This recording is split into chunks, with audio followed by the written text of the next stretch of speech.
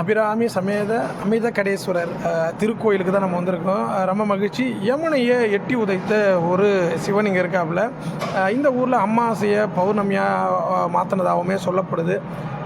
என்ன ஒன்று அப்படின்னாக்கா, சிவன் மீது அதிகப்படியான பற்று வச்சுட்டோம் அப்படின்னாக்கா, நம்ம அவ்வளோ சீக்கிரம் இந்த உலகத்தை விட்டு போக மாட்டோம். நம்மளை வந்து அவர் காப்பாற்றிடுவார். நம்மளை வந்து நம்மளுடைய வாழ்க்கையுடைய வயதுகளை வந்து கூட்டிக்கிட்டே போவார்.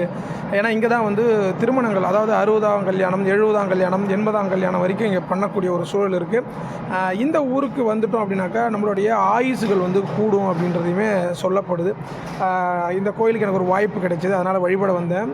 என்ன அப்படின்னா, நான் யோகாவில் பிராணாயாமத்தை பற்றி படிக்கும்பொழுது, காற்றை பிடிக்க கணக்கறிவாளர்களை கூற்றை உதைக்கும் குருவதுவாமே அப்படின்னு சொல்லுவாங்க. கூற்றுனா யமனை உதைக்கக்கூடிய வல்லமை நமக்கு காற்றில் இருக்குது, மூச்சு காற்றில் இருக்குது அப்படின்னு சொல்லுவாங்க. அதே போல் நம்ம மூச்சு காற்று நமக்குள்ளே தான் வந்து சிவன் இருக்கார். உள்ளம் பெருங்கோயில் உடம்பு தான் ஆலயம். அப்போ உள்ளே இருக்கக்கூடியது தான் சிவன் அப்படின்னு சொல்லும் பொழுது, அப்போது சிவனை நம்ம வழிபடுறோம், அப்போ நம்ம காற்றை வழிபடுறோம் அப்படின்றத இந்த சிவனுடைய நம்ம கனெக்ட் பண்ணி பார்த்தோம்.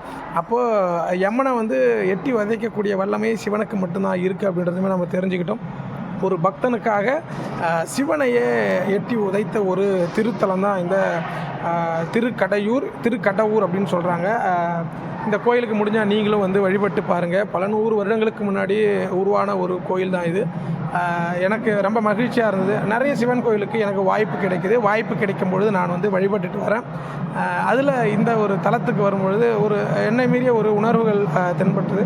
என்னுடைய ஐயன் அதிபத்த நாயனாரை முதல்ல சந்தித்து அவருடைய ஒரு புகைப்படம் எடுத்துக்கிட்டு வந்தேன்.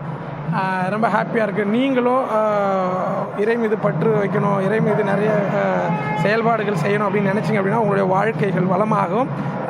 சிவன் மீது பற்று வைங்க, உங்களுடைய வாழ்க்கை அடுத்த நிலைப்பாட்டுக்கு போகும். புரியும் நினைக்கிறேன். வாழ்க யோகம், யோகம் அல்லட்டும். அடுத்த பதிவில் கண்டிப்பாக சந்திக்கிறேன்.